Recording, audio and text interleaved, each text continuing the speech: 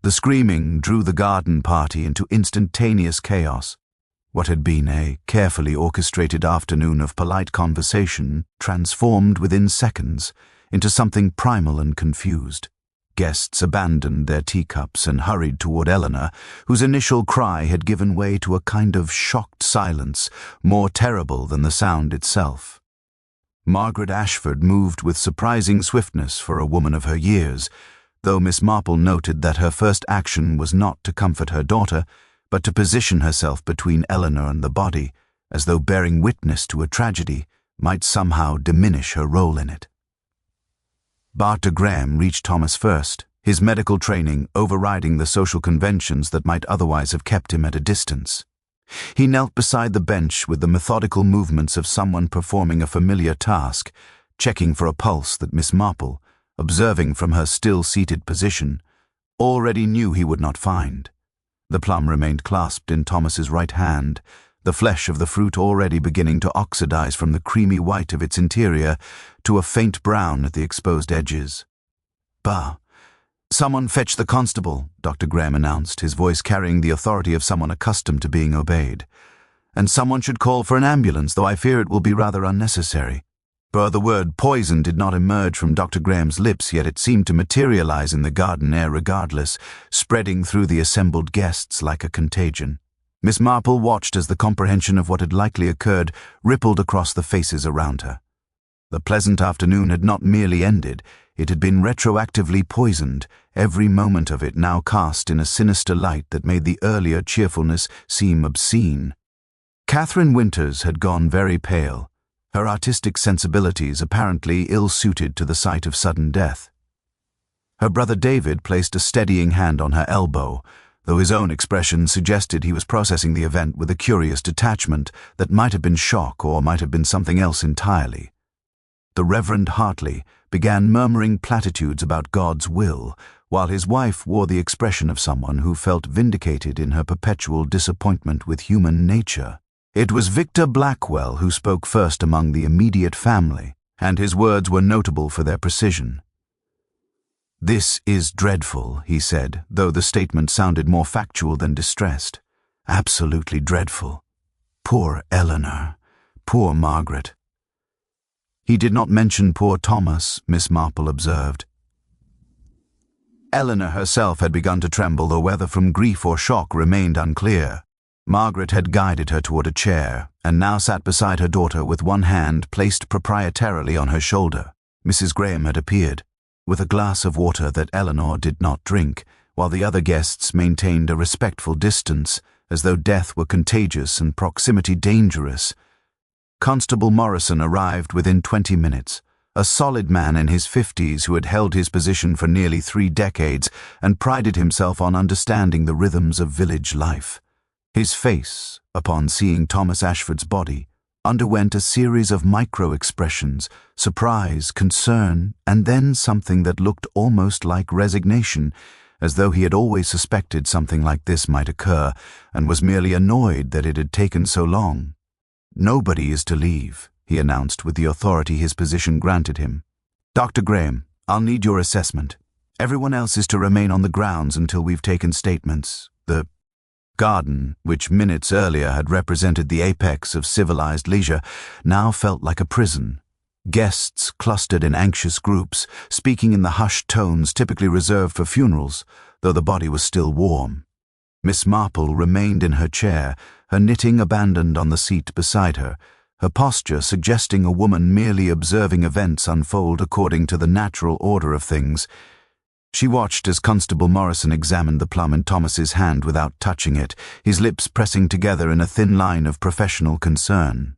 She observed the way Victor Blackwell's eyes moved repeatedly toward the plum basket that Margaret had left on the refreshment table, as though calculating something. She noted that David Winters had positioned himself near the terrace door, apparently measuring the distance between where Thomas sat and where he had been standing throughout the afternoon. But perhaps most interestingly, Miss Marple observed the way Eleanor looked at her husband's corpse, not with the raw grief one might expect, but with something more complex. There was sorrow, certainly, but beneath it lay something that looked remarkably like relief, quickly suppressed beneath a more socially appropriate expression of devastation.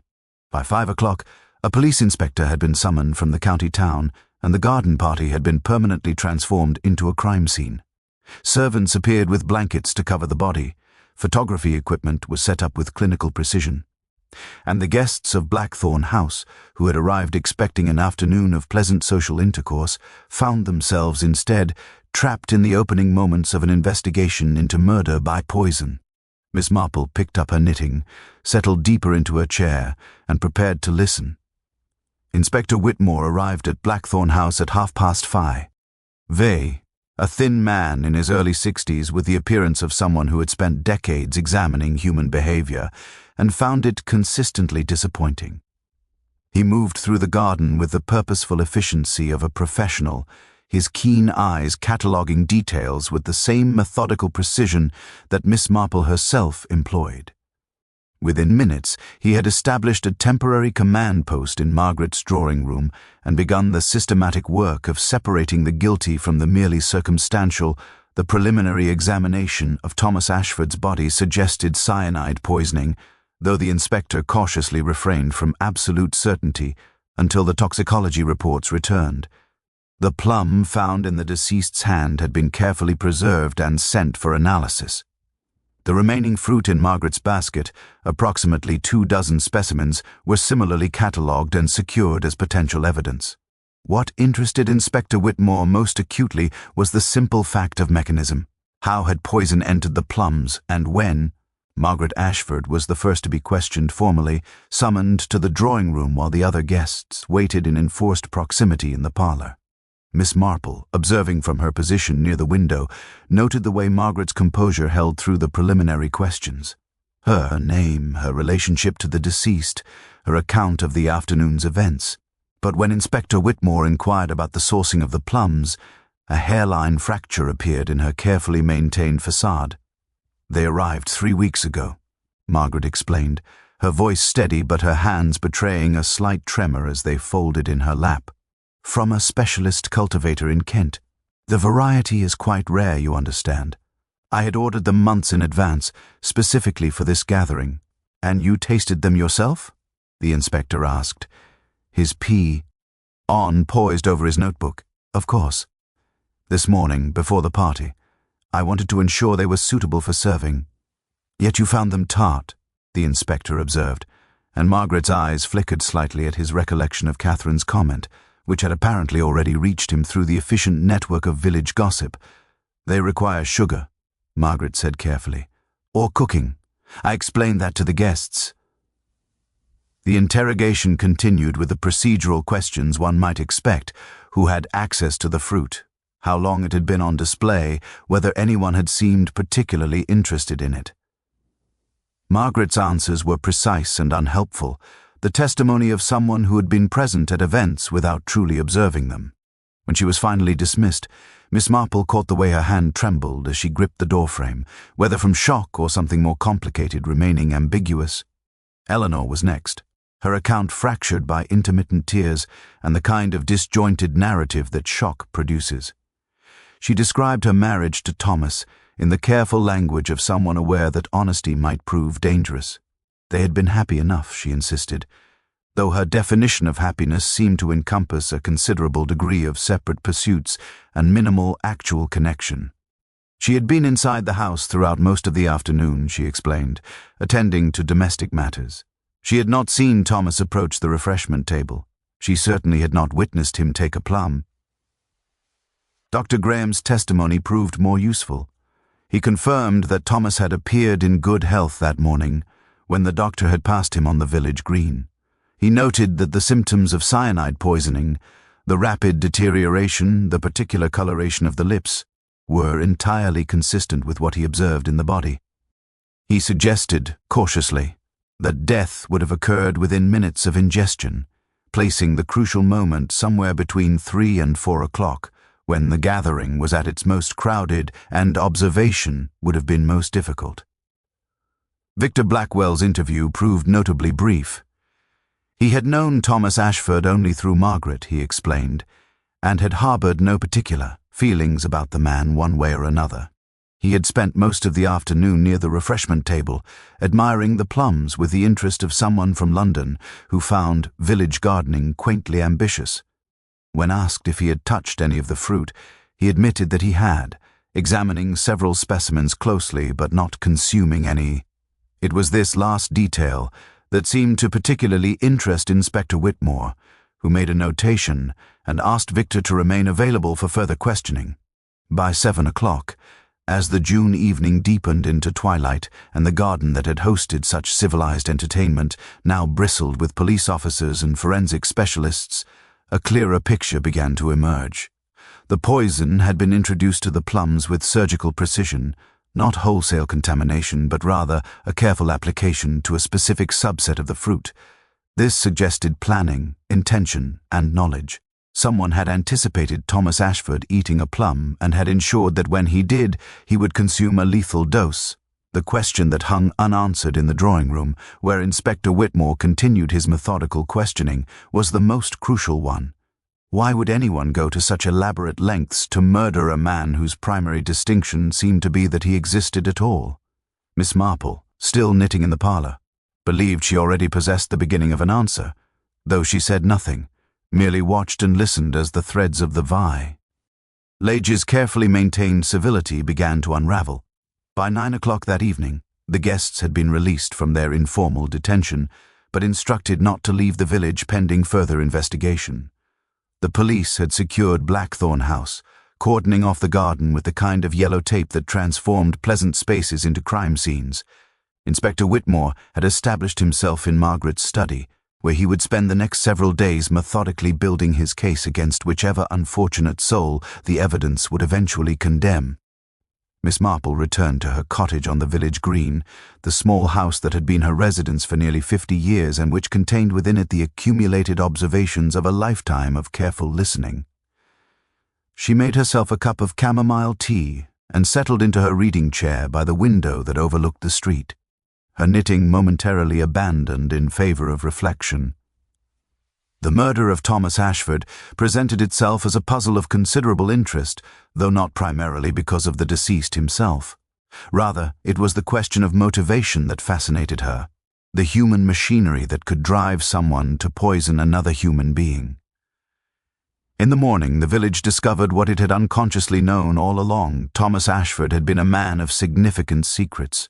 The police, in their systematic examination of his personal effects, had uncovered correspondence suggesting financial irregularities at the estate. More intriguingly, they had found evidence of a second bank account, maintained in a town some 20 miles distant, containing substantial sums that appeared to have no legitimate origin. When questioned about these discoveries, Eleanor had become notably evasive, speaking vaguely of investments Thomas had made without her knowledge. It was the vicar's wife, Mrs. Hartley, who provided the village with its first genuine piece of gossip when she encountered Miss Marple at the market the following morning. She spoke in the hushed tones of someone imparting intelligence both shocking and potentially defamatory, though her evident satisfaction suggested she found the defamation considerably less troubling than the shock. "My sister lives in Kensington," Mrs. Hartley confided, positioning herself between Miss Marple and the greengrocer's display of early summer produce. She happened to mention, entirely by chance, that she had seen Thomas Ashford in rather intimate circumstances with a woman who was decidedly not his wife. "Some months ago," she said, "at a restaurant in South Kensington. If you can imagine it." Miss Marple made a neutral sound that could be interpreted as surprise or merely acknowledgement, and Mrs. Hartley, disappointed by the lack of dramatic response, expanded her narrative with considerable enthusiasm. The woman in question was apparently younger, considerably so, and not of the sort one would introduce to one's family. The implications hung in the air between them like a particularly unpleasant odor. By afternoon, the same information had circulated through the village with the efficiency of gossip networks that predated telecommunications by centuries. David Winters had apparently been seen in earnest conversation with Thomas on several occasions over the past months. Catherine Winters, the art teacher, had submitted her resignation from the village school effective immediately. and Eleanor Ashford had been spotted leaving the office of the village solicitor with an expression suggesting she was engaged in serious business indeed. It was this last detail that drew Miss Marple's attention most keenly. She made a discreet inquiry through a long-time friend Martha, who did cleaning work at the solicitor's office, and learned that Eleanor had been consulting about the legal procedures for separating one's finances from one's spouse. The conversation had apparently occurred 3 weeks prior, precisely the time when the Plums had arrived at Blackthorn House. Miss Marple found this timing interesting, though she expressed nothing of her thoughts to Martha beyond polite concern for the Ashford family's difficulties. On the second evening after the murder, Inspector Whitmore called a second round of formal interviews, his preliminary investigation having uncovered sufficient complications that he now required clarification rather than mere testimony.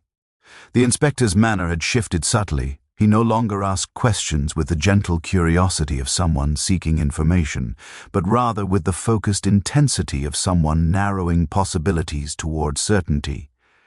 It was during Eleanor's second interview that something remarkable occurred.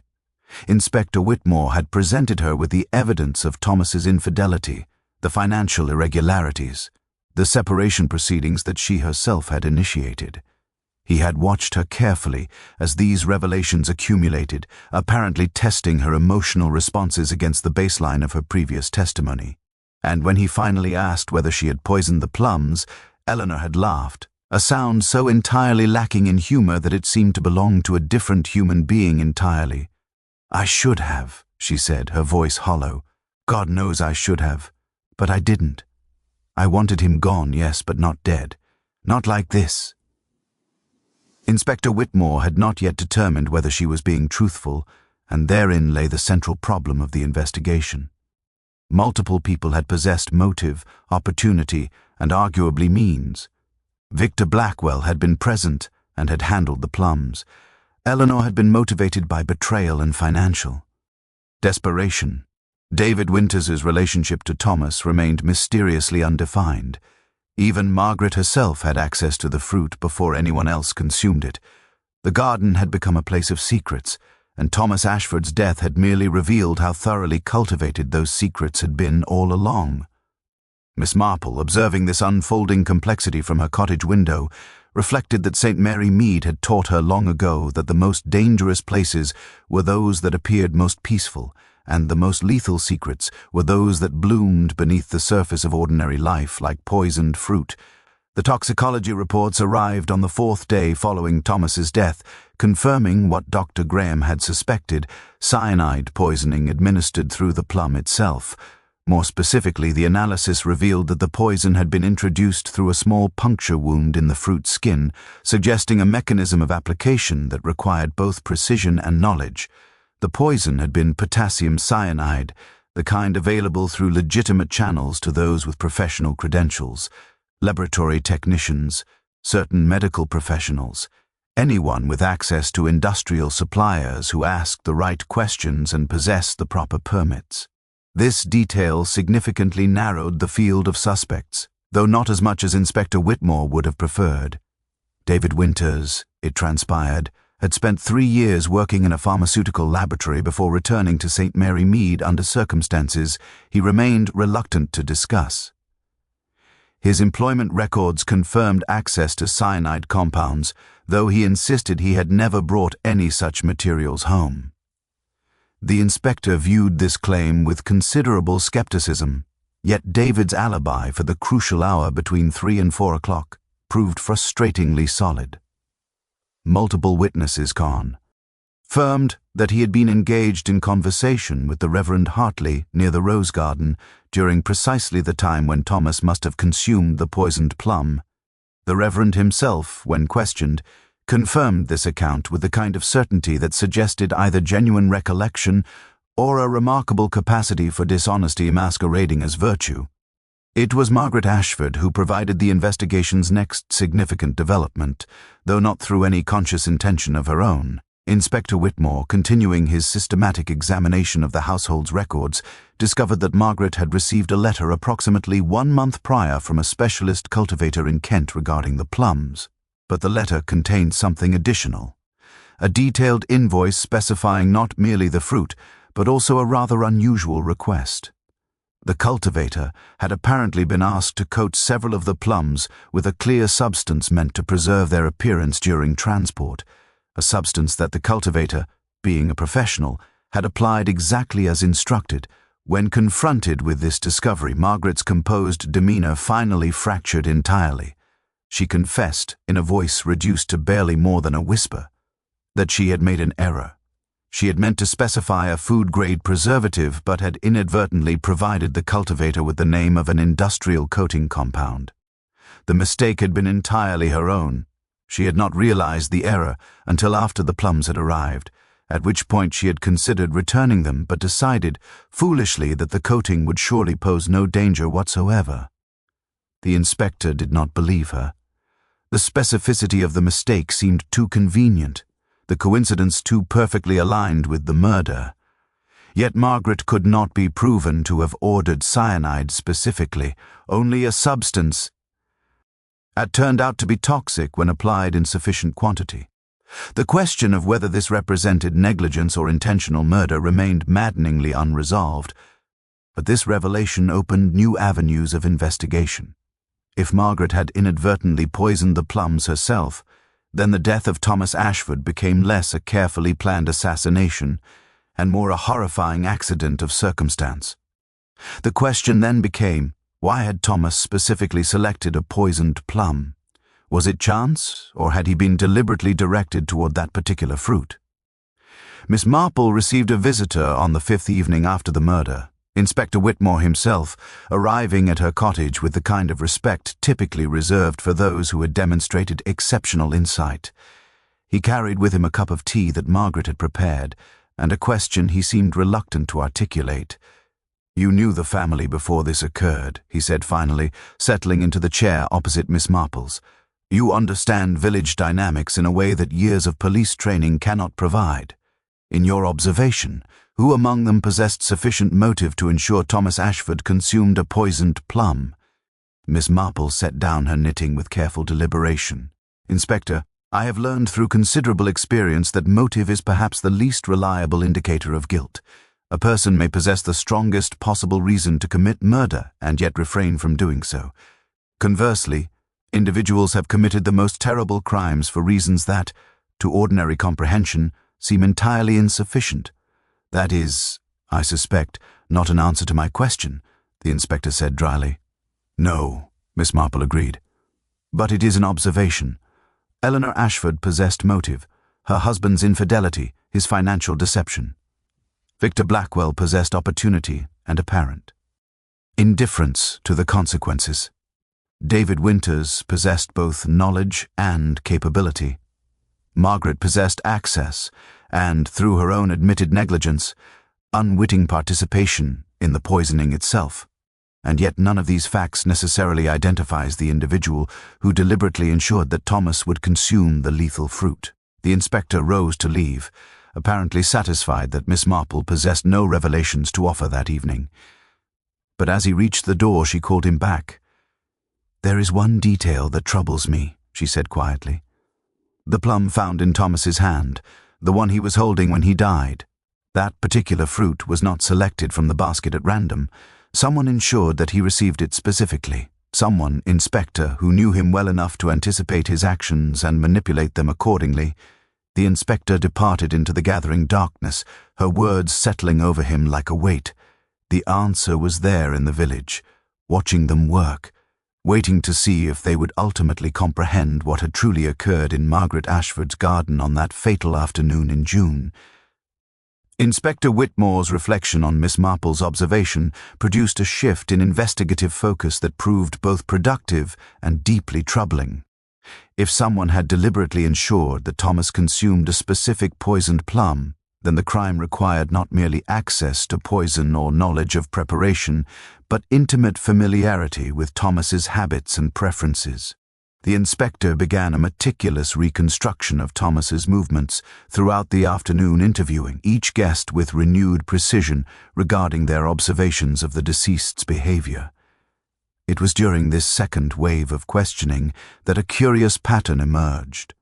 multiple witnesses confirmed that Thomas had been observed standing near the refreshment table at AP. Approximately 3:30, but his approach to the fruit had not been random. He had been directed there, witnesses agreed, by someone who had pressed a plum into his hand while remarking upon its exceptional quality. The witnesses, however, proved frustratingly vague regarding the identity of this someone. One mentioned that it was a woman, another suggested it might have been Victor Blackwell, a third could not recall with certainty whether the exchange had occurred at all or whether they had merely imagined it in retrospect. This uncertainty, paradoxically, proved invaluable. It suggested that the person who had handed Thomas the poisoned plum had done so with sufficient casualness that observers had not registered the exchange as significant. It was an action of such apparent innocence, such perfect ordinance, that no one had thought to remember it clearly. This required a particular kind of social confidence, the ability to move through a gathering in such a manner that one's actions seemed entirely natural and unremarkable. Miss Marple found herself thinking about Eleanor Ashford with increasing frequency as the investigation progressed. Eleanor had been inside the house for most of the afternoon, she had claimed, attending to domestic matters, yet no servant had been asked to verify this claim specifically. Eleanor had also been observed by multiple witnesses handling the fruit at the refreshment table when she had initially surveyed the arrangement of foods. Eleanor possessed knowledge of her husband's preferences, his habits, the precise way he moved through social situations. Eleanor would have understood that Thomas, when confronted with anything presented to him as unusual or worthy of particular attention, would feel compelled to sample it out of a vague sense of masculine pride. But Eleanor also possessed something else that the other suspects lacked: access to her husband's emotional vulnerabilities in ways that others could not exploit. She knew that he was currently engaged in betrayal and deception. She knew that he was being humiliated by her knowledge of his infidelity. She might have reasoned that a gesture of apparent reconciliation, a woman offering her husband something special, something that suggested care despite the current tensions, would be accepted without question. On the 6th day following the murder, Eleanor Ashford requested a private meeting with Inspector Whitmore. She arrived at the police office in the village accompanied by her solicitor, a thin man named Pemberton, who possessed the kind of carefully neutral expression that suggested significant experience with clients engaged in activities best not discussed openly. Eleanor herself appeared diminished, as though the shock of her husband's death had gradually compressed her into a smaller version of her former self. "I have not been entirely truthful," Eleanor announced without preamble, her hands folded in her lap with the rigidity of someone exercising considerable self-control, regarding my whereabouts during the afternoon of the garden party. Inspector Whitmore leaned forward with the predatory focus of a professional who scents approaching confession. "I see. Perhaps you would elaborate." "I was not inside the house attending to domestic matters," Eleanor continued, her voice barely above a whisper. "I was in the kitchen garden with David Winters. We had been meeting there regularly for some months." The revelation produced a moment of charged silence. Her solicitor placed a restraining hand on her arm, apparently advising against further voluntary disclosure, but Eleanor continued regardless. "I did not poison my husband," she said with surprising firmness. "I considered it, I will admit, when I discovered his infidelity, when I RN'd about the money he had hidden, when I understood that he had been lying to me for years. Yes, I considered it. But I did not do it. David and I were together during the time when Thomas must have consumed the poisoned fruit. A convenient alibi," the inspector observed coldly. "Provided by your paramour." "Yes," Eleanor acknowledged. "I realize how it appears. But it is the truth nonetheless." After Eleanor and her solicitor had departed, Inspector Whitmore sat in his temporary office at Blackthorn House and contemplated the growing complexity of the case. Eleanor's admission of infidelity eliminated her as a suspect only if David Winters' corroboration proved genuine, which seemed unlikely given that he possessed obvious incentive to provide false testimony. Yet the admission itself suggested a particular kind of honesty, an acknowledgement of wrongdoing that seemed to argue against her culpability in murder, More significantly, Eleanor's revelation regarding Thomas's hidden finances had prompted a deeper investigation into his activities. The money accumulated in the secondary account appeared to be connected to a property development scheme that had involved considerable fraud. Thomas had not been merely deceiving his wife, but had been engaged in criminal activity that might well have produced enemies far more motivated than any member of his immediate family. Miss Marple, learning of these developments through the efficient village grapevine, found herself contemplating the nature of secrets and the ways in which they accumulated beneath the surface of ordinary life. She had spent decades observing human nature, and she understood that people rarely murdered for simple reasons. The act of taking a life typically emerged from layers of deception, justification, and rationalization so thick that even the perpetrator often lost sight of the original transgressio. That had initiated the catastrophe. The question that remained unanswered was not who possessed motive, but rather who possessed the particular combination of access, knowledge, and psychological capacity required to transform that motive into deadly action. The investigation into Thomas Ashford's financial activities opened a Pandora's box of complications that extended far beyond the village of St. Mary Mead. Inspector Whitmore's inquiries revealed a property development scheme centered on coastal land near Brighton, one that had promised considerable returns to investors but had instead produced financial devastation for those who had contributed capital. The scheme's architect appeared to be Thomas himself, working in conjunction with a London-based businessman named Reginald Harrow, whose methods suggested considerably less scruples than Thomas's ostensible respectability might have implied. Among the investors who had lost substantial sums were several individuals with surprising connections to the village. Victor Blackwell had apparently invested £30,000, a considerable sum that, according to financial records, he could ill afford to lose. His London business, an import-export enterprise that had seemed thriving, was in reality teetering on the edge of bankruptcy. The plum tree at Blackthorn House, Inspector Whitmore noted with grim interest, had been the subject of multiple mentions in correspondence between Victor and Thomas over the preceding months. The letters suggested not admiration, but rather something approaching menace. This discovery led to a more intensive interrogation of Victor, during which he abandoned his earlier professed indifference regarding his brother-in-law's character. Thomas, Victor explained with mounting agitation, was a thief and a fraud.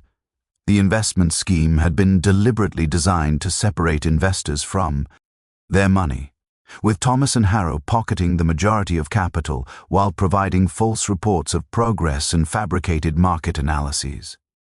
Victor had discovered the deception only after the scheme had collapsed entirely, leaving him financially ruined and professionally humiliated. "I wanted him prosecuted," Victor said, his controlled demeanor finally fracturing to reveal the rage beneath. "I wanted him imprisoned, his reputation destroyed, his family brought low. But murder? No, that would have been too merciful." Yet Victor's alibi for the crucial hour remained as solid as Eleanor's had proven questionable. The Reverend Hartley confirmed that Victor had been in conversation with him and the doctor regarding the poor condition of the village roads at precisely the time when Thomas must have consumed the poisoned fruit. 3 independent witnesses corroborated this account, and Victor's apparent emotional authenticity regarding his financial loss suggested that if he possessed knowledge of the poison, he had not employed it. The investigation's focus then shifted to David Winters, whose background proved considerably less straightforward than his initial statements had suggested. His employment at the pharmaceutical laboratory had ended not through resignation but through termination for cause. He had been caught removing materials from the facility without authorization. The specific materials he had attempted to remove included cyanide compounds. The incident had been handled quietly by the laboratory's management, the charges effectively buried in exchange for his agreement never to seek employment in the pharmaceutical industry again. When confronted with this information, David neither denied the charges nor attempted to minimize them. He admitted, with the weary resignation of someone long burdened by his own past, that he had taken the cyanide with the intention of harming himself. He had been deeply depressed, he explained, struggling with circumstances he preferred not to discuss in detail.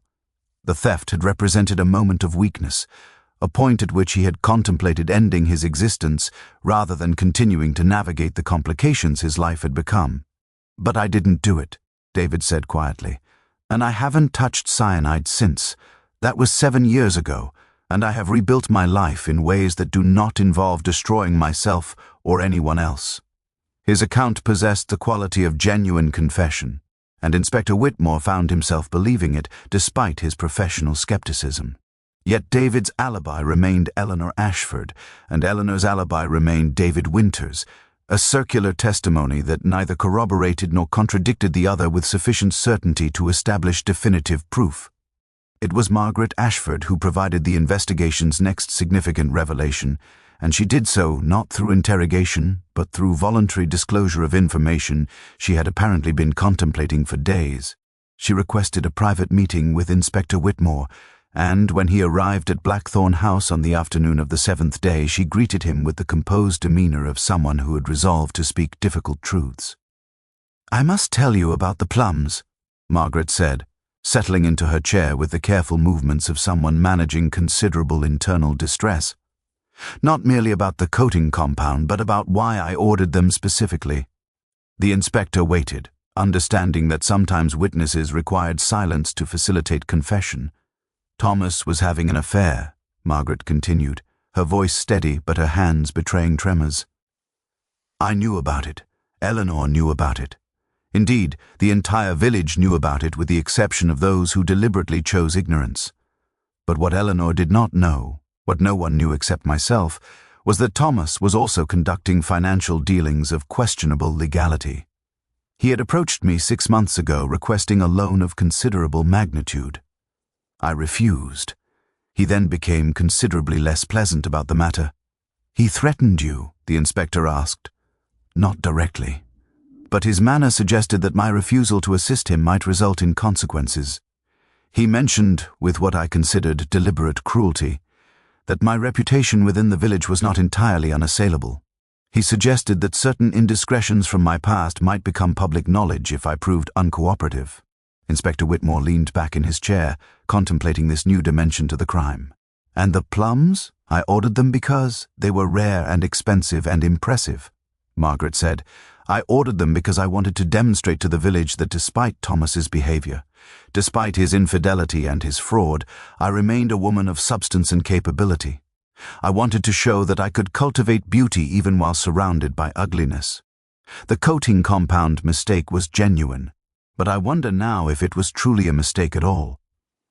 Her words hung in the air between them, suggesting a confession without quite.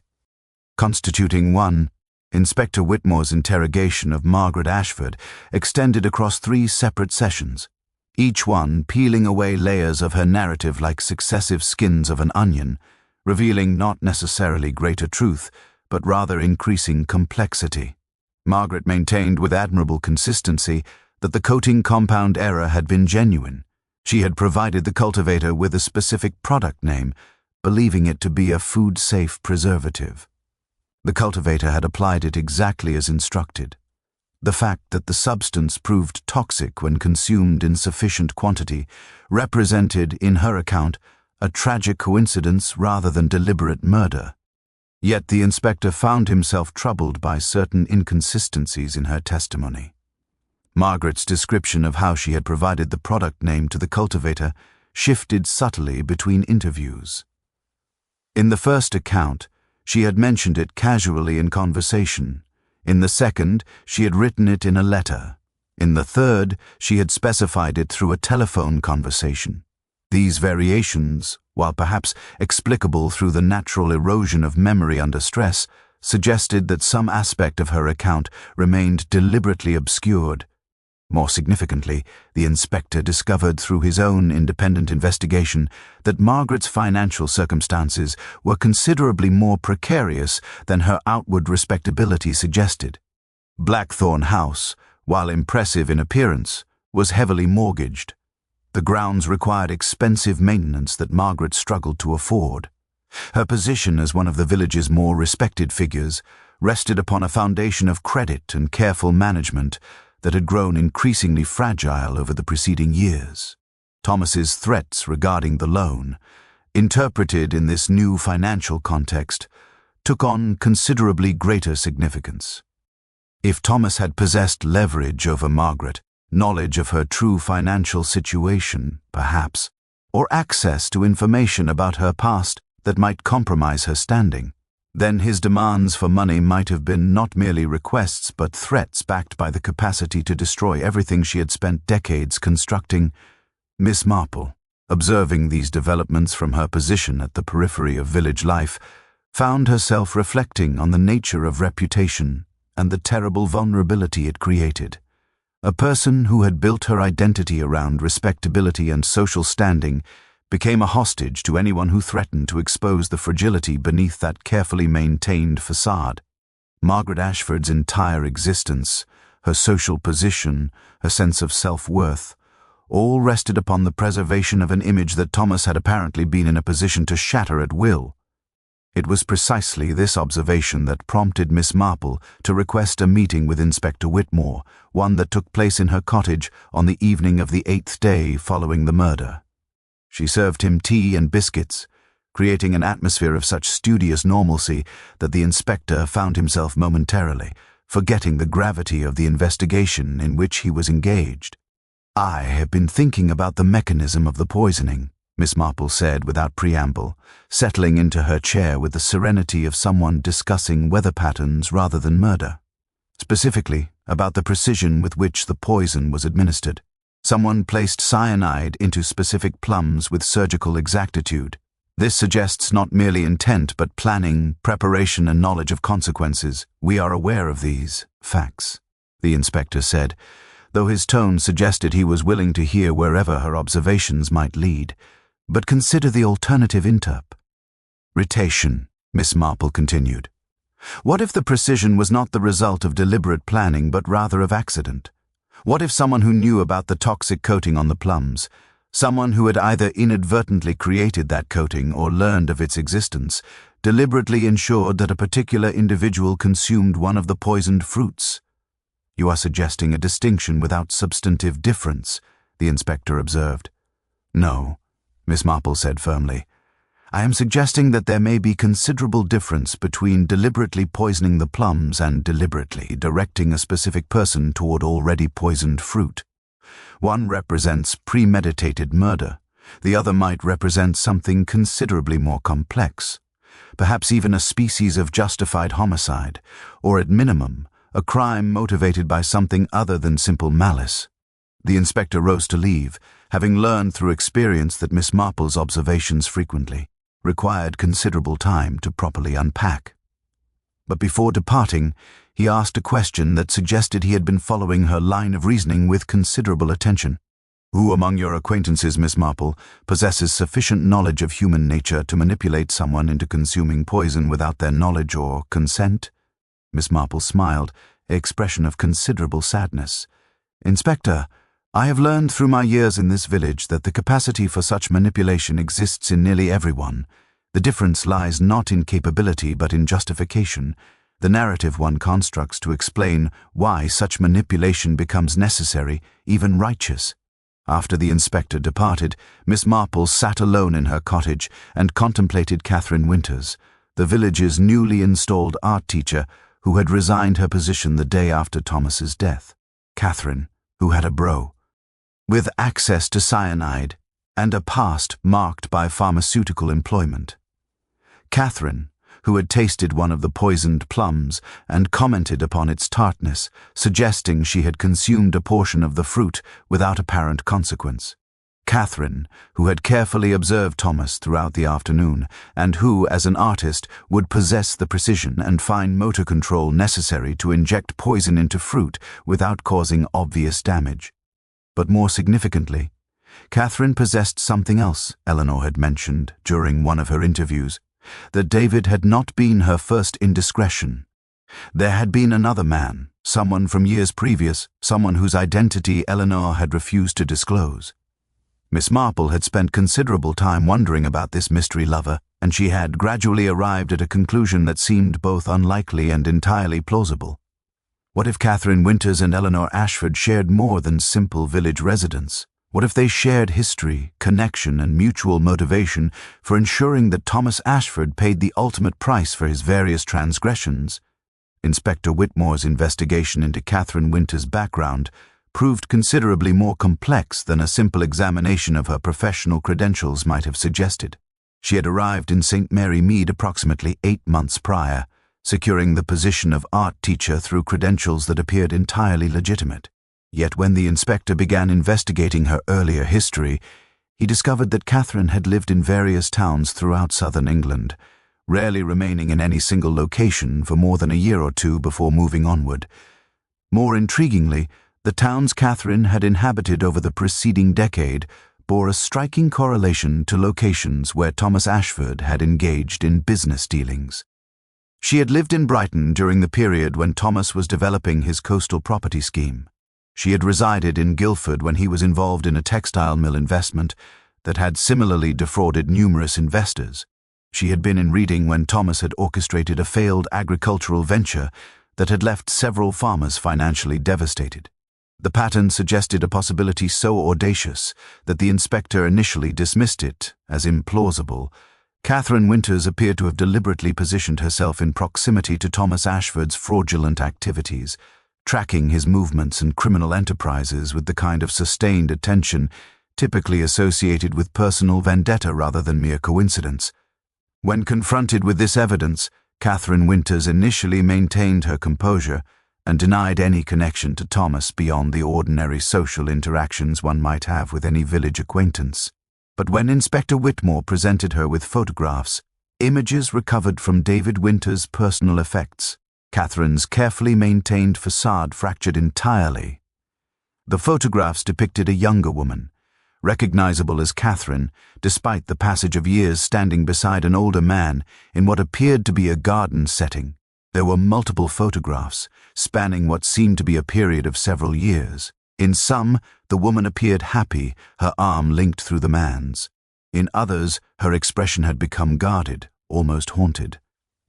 In the final photograph, she stood alone, her face marked by an expression of such profound despair that it required no explanation. "That was my father," Catherine said quietly, her hands trembling as she indicated the man in the photographs. "Richard Winters. He was a farmer near Brighton. A good man, honest and hard-working. Thomas Ashford convinced him to invest in the coastal property development scheme. He promised returns that seemed almost too good to be true, because they were. My father invested everything. Our farm, our savings, everything he had spent 40 years building." "What happened?" the inspector asked, though he suspected he already knew the answer. "My father took his own life," Catherine said, her voice barely audible. 2 years after the investment failed. He could not bear the shame, could not endure the knowledge that he had failed to provide for his family because of his own gullibility. He hanged himself in the barn where he had worked every day of his adult life. David Winters, it transpired, was Catherine's younger brother. He had discovered her presence in St. Mary Mead by accident approximately 6 months prior, encountering her at the market and recognizing her, despite the years of separation. Their reunion had been cautious at first, but gradually they had begun to discuss what both had contemplated privately for years, whether justice might be achieved through means the legal system could not provide. "I knew about the coating," Catherine explained, her words tumbling out now with the desperation of confession finally permitted. "Margaret mentioned it to me when I attended a committee meeting at the church. She was troubled by her mistake, concerned that the substance might cause some minor gastrointestinal distress. I listened, and I understood immediately what had occurred. The industrial coating was toxic. Margaret had unwittingly created exactly what I had been hoping to accomplish for years.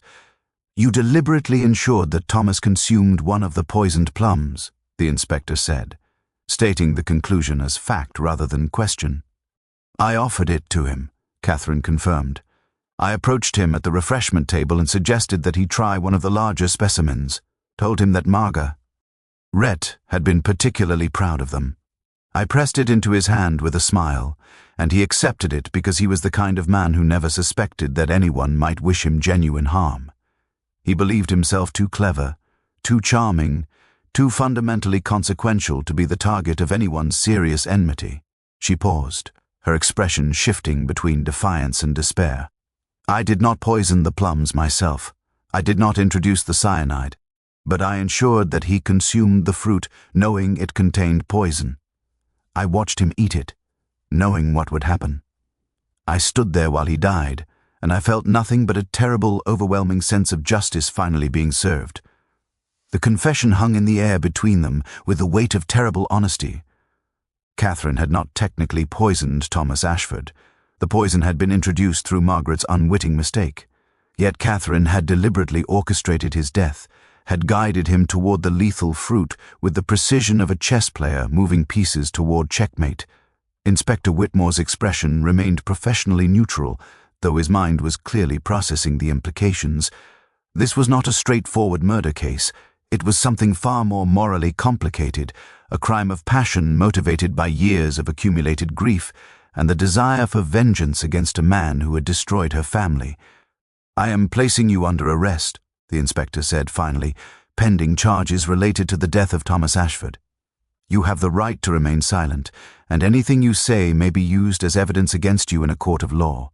As Catherine was led away from the interrogation room, she caught sight of Miss Marple sitting in the waiting area, the elderly woman regarding her with an expression of such profound sadness that Catherine found herself wondering whether the old woman condemned her or merely understood, with a kind of deep comprehension that came from decades of observing human nature, why she had done what she had done. The arrest of Catherine Winters sent reverberations through St. Mary Mead with the force of an earthquake, fundamentally destabilizing the carefully maintained social structures that had kept the village functioning in its customary state of polite denial. Within hours, the true circumstances of her presence in the village became known to everyone, and the narrative of a simple schoolteacher's quiet life dissolved to reveal the complexity of grief, vengeance, and the terrible mathematics of justice pursued outside the bounds of law. Eleanor Ashford, confronted with the revelation that her lover's sister had orchestrated her husband's death, retreated into a state of emotional collapse that required medical intervention. She had not known, she insisted repeatedly to anyone who would listen, that David harbored knowledge of Catherine's intentions. She had not suspected, despite their months of clandestine meetings, that he was engaged in anything beyond the ordinary complications of infidelity. Eleanor's protestations of ignorance possessed the quality of desperate truth, the voice of someone who had participated in a crime without understanding the true nature of her participation. David Winters, however, maintained a composed silence throughout the subsequent questioning. He neither confirmed nor denied knowledge of Catherine's plans. He did not contest the assertion that he had provided her with information about Thomas's movements and habits. He did not defend himself against the obvious inference that he had assisted his sister in tracking her target through multiple towns and circumstances. Instead, he sat in the interrogation room with an expression of such profound resignation that it suggested he had accepted long ago the consequences his actions would eventually produce. It was only when Inspector Whitmore presented David with evidence of the photographs, the images of their father, that David finally spoke. His voice, when it came, was barely above a whisper, yet it carried the weight of years of accumulated anguish. Our father was a good man, David said simply. He did not deserve what Thomas did to him. He did not deserve the humiliation, the financial destruction, the despair that led him to end his life in that barn. Thomas Ashford walked through the village for years afterward without consequence, without punishment, without even genuine understanding of the damage he had caused. The legal system could not touch him because his crimes were technically sophisticated enough to exist in the spaces between law and criminality. Justice was impossible through any legitimate avenue. So you became accomplice to murder, the inspector said flatly. I became accomplice to justice, David replied, and there was something in his tone that suggested he had made peace with this interpretation long before the murder had occurred. The legal proceedings that followed proceeded with the kind of methodical certainty that the English judicial system provided for cases of sufficient public interest. Catherine Winters was charged with murder, though her solicitor argued vigorously that the lack of direct application of poison complicated the charge considerably. Margaret Ashford faced charges related to the unintentional creation of the lethal substance, charges that would likely result in minimal punishment, given the clear accidental nature of her mistake. David Winters was charged as an accessory to murder, his assistance and prior knowledge deemed sufficient to constitute complicity in Catherine's crime. It was during the preliminary hearing that Miss Marple attended the courthouse, seated in observer's gallery, with the same quiet attentiveness she brought to village gossip sessions. She watched as Catherine presented herself before the magistrate, her demeanor neither defiant nor penitent, but rather engaged in a kind of philosophical acceptance of the consequences her actions had produced. The young woman spoke of her father with evident love, of his destruction with evident pain, and of her decision to pursue vengeance with evident certainty that it represented the only possible response to his death. The magistrate, a man of considerable experience with human tragedy, listened to Catherine's account without visible emotion. Yet when he began to speak, his words suggested a comprehension of the moral complexity that the case presented. The law cannot permit individuals to serve as judge, jury, and executioner in matters of personal grievance, the magistrate said, his voice carrying the weight of legal principle. To do so would result in the complete dissolution of societal order, yet the law also recognizes that human motivation is rarely simple, and that the circumstances leading to criminal action frequently deserve consideration in the determination of appropriate consequence. The preliminary hearing concluded with Catherine Winters held for trial on the charge of murder, but the magistrate's language suggested that the ultimate verdict and sentencing would require careful consideration of the mitigating circumstances that her case presented. After the hearing concluded, Miss Marple made her way to a small cafe near the courthouse, where she encountered Inspector Whitmore conducting his own reflection on the case's conclusion. He greeted her with the kind of respect typically reserved for colleagues rather than civilians, suggesting that her observations throughout the investigation had earned his professional regard. "You knew," he said without preamble. "You identified Catherine Winters as the responsible party before any of the evidence had accumulated sufficiently to point in her direction." "I suspected," Miss Marple corrected gently. "But I did not know. Suspicion and knowledge are remarkably different things, Inspector. I observed the way Catherine looked at Thomas, the quality of attention that transcended ordinary social interaction. I noted the precision with which she had positioned herself in proximity to him. I observed the way her brother moved through the village like someone following a predetermined script. But these observations constituted suspicion rather than certainty. Yet you were correct," the inspector said. "Yes," Miss Marple agreed, "though I am not certain that correctness necessarily constitutes success in this instance. A woman has lost her father and her freedom. A brother has become complicit in his sister's crime. A village has been forced to confront the reality that justice, both legal and personal, is far more complicated than our ordinary assumptions permit." She paused, considering her tea with the careful attention of someone contemplating profound truths. "The tragedy of Thomas Ashford's death extends far beyond the man himself. It encompasses everyone touched by his fraudulent activities, everyone who sought or pursued vengeance, and everyone who must now live with the knowledge that the law cannot protect us from all forms of injustice." The trial of Catherine Winters concluded on a grey afternoon in late September, nearly 4 months after Thomas Ashford's death had disrupted the peaceful rhythms of St. Mary Mead. The jury's deliberation lasted 3 hours, a relatively brief period that suggested considerable unanimity regarding the essential facts. Catherine was found guilty of murder, though the conviction came with a recommendation for mercy that the judge, in his subsequent remarks, acknowledged with visible gravity. The sentencing proved more merciful than the law technically permitted. Rather than the capital punishment that murder convictions typically warranted, Catherine received a sentence of life imprisonment with the possibility of parole after 20 years. The judge, in his judgment, explicitly referenced the mitigating circumstances of her case: the destruction of her family through Thomas's fraud, the death of her father, the years of sustained grief that had driven her to pursue vengeance. He acknowledged, in language that suggested considerable sympathy for her position, even as he condemned her actions, that society bore some responsibility for the circumstances that had made Catherine believe murder represented her only available recourse. David Winters, as an accessory to murder, received a sentence of 10 years imprisonment. His solicitor had argued successfully that his role, while culpable, had been substantially less direct than Catherine's, and that his motivation, protecting his sister and honoring his father's memory, constituted mitigating circumstances worthy of judicial consideration. The judge accepted this argument with apparent reluctance, suggesting that the law's sharp distinctions between principal and accessory, between direct and indirect participation, sometimes failed to capture the moral reality of the crimes they addressed. Margaret Ashford faced a separate trial regarding her role in creating the toxic coating. The case proved substantially more complicated legally, as Margaret had neither intended nor understood the lethal consequences of her mistake. The prosecution struggled to establish criminal culpability when negligence rather than malice had produced the fatal result.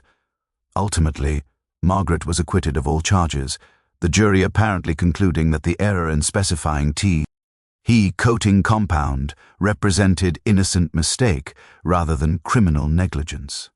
The acquittal, however, produced no visible relief in Margaret's expression.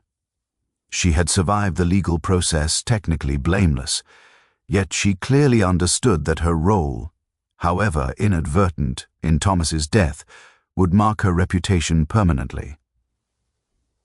Eleanor Ashford was not charged with any crime, though her role as David's paramour and the recipient of his confidence had been extensively examined during the trial proceedings.